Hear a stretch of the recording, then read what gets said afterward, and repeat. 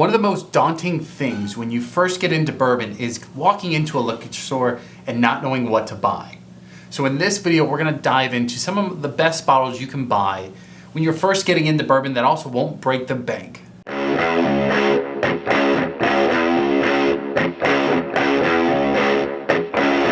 So to start this list off, you gotta keep a couple things in mind. First thing being proof. When you're first starting off, you don't wanna go buy a cask strength or something really high proof because it is probably gonna just push you away and you're gonna go, I don't wanna drink that, it's too hot. So the proof point I'm gonna recommend to start off is gonna be anywhere from like a 90 proof to maybe like 100, 105 depending on the bottle. Another thing you wanna keep in mind is gonna be diversifying your distilleries, right? Picking bottles from different brands so that way you can really dial in which profiles you like the most. Do you like a double oak or do you like a rye? Is it something that you want that might be a little bit spicier, right? Those are the things you want to keep in mind when you start dialing it in. When you're picking out a bunch of bottles, you want to get a good array of things to buy. So let's go ahead and dive into the first bottle, which is going to be Wild Turkey 101. Wild Turkey is like a staple in the bourbon community with all their different offerings, but their Wild Turkey 101 is a really great budget option.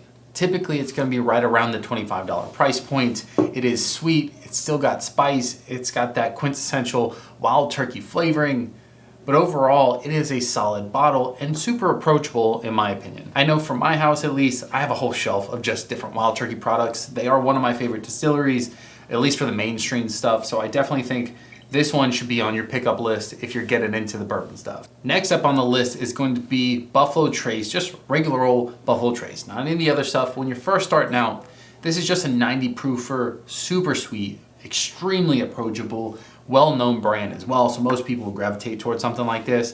But overall, when you're first starting out and you're trying to figure out your palate, figure out what profiles you like, what distilleries, I feel like a lot of people would like this one when they're first starting out. So this one, again, I think it's right around 30-ish bucks. Prices vary from state to state, so kind of bear with me on the price stuff, but overall, around 30 bucks, it's a solid pickup. Next up, I do believe when you're starting out, you need a bottle and bond, and there's not many that's that much better than Heaven Hill's Bottle and Bond. Obviously, for your age, of course, 100 proof.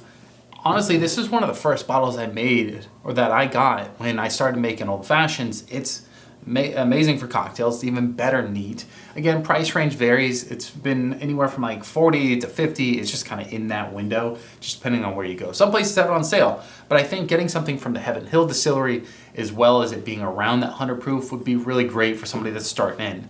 This is also going to be a 7-year age, so you're getting a little bit more age on the product, a little bit more proof, and I think that's really going to help you figure out which profile stuff you like as well, along with you can't really go wrong with Heaven Hill Bottle Bond. Up next is going to be one of my favorites, Woodford's Double Oak. This one again is coming in right at 90.4 proof, typical for a Woodford's product. It's a different distillery as well than the other ones, which is keeping on theme of diversifying your bourbon selection, along with this one is a double oak. I think that's important for somebody that's just starting out in bourbon. If you want to experience with oak and figure out if you like things a little bit more oaky, so then you can dive into a little bit more expensive double oaks or even toasteds. This one is a solid bottle. It's sweet. It's got dark chocolate notes in it. It's honestly, even now with everything I have, it's one of my favorite bottles, even though it's a low proofer. Again, maybe not the best for old fashions, but it's one of my favorite old fashions, hands down, just because that's what I like. Again, this one's a little bit on the pricier side, so maybe don't have this one be your first pickup, but coming in right around 50 to 55 bucks, it's not bad for what you're getting. Great value on this bottle. Another budget-friendly one is going to be Old Grandad Bonded. Old Grandad just came out with their 7-year. They obviously have the 114 for the higher proof stuff, but I think for best value, especially when you're starting out, the Bonded at 100 proof is a great bottle. It also kind of brings you into that Jim Beam distillery with the Old Grandad light up, and I think this is one of the first bottles I actually picked up. A lot of this lineup is stuff that I started out with on one of my first bourbon trips. I got all of it, right? I'm not saying go buy everything all at once, but granted, this one that I started out with, I liked it a lot, a little bit more spice to it than I was used to, which really kind of bridged the gap for me on something like that, realizing I was like, I like some stuff with some spice. But overall, just another solid bottle.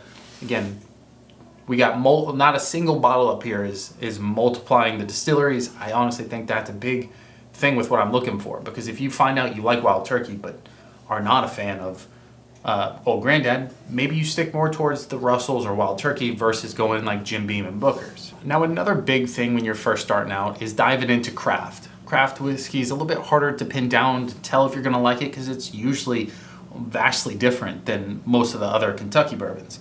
For me, the next bottle up is gonna be the St. Augustine Distillery's Florida Straight Bourbon. This is hands down one of my favorite bottles when I was first starting out. This one's probably one of the lowest proof ones on here. It's only 88 proof.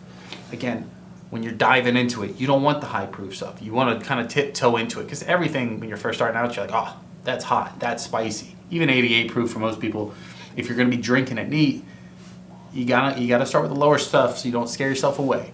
But I also like it because it's a local bottle to me. It's super easy to get, super affordable, coming in right around 30 bucks. Craft stuff's always different too, so I like things that are a little bit more unique. Again, when you're diving in, you want to see which type of stuff you like.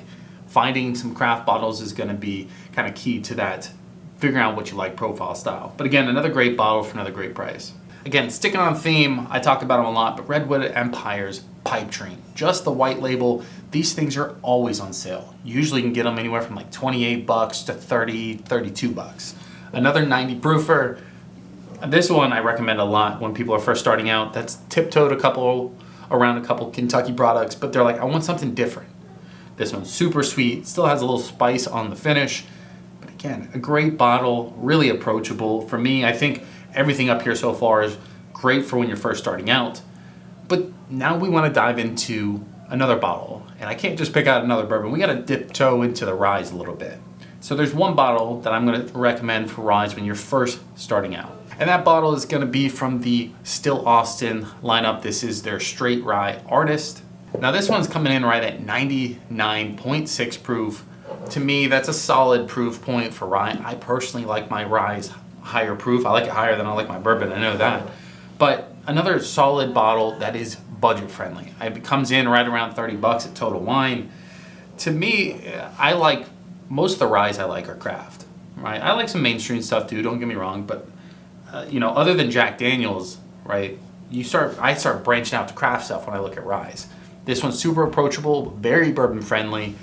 Honestly, I couldn't recommend that one enough. Now, as you kind of grow in the bourbon journey stuff, you can get their cask strength, you can get higher proof stuff, but this one to start off with is very approachable, very kind of bourbon friendly-esque, and overall just got good spice. That has a really solid mint notes on it, and I like mint notes. Now again, I'm kind of hiding in the background here, but you got the Wild Turkey Distillery on this list, Buffalo Trace, Heaven Hill, Redwood Empire, Still Austin, St. Augustine Distilleries, you got the Jim Beam Distillery, and the Woodford Distillery.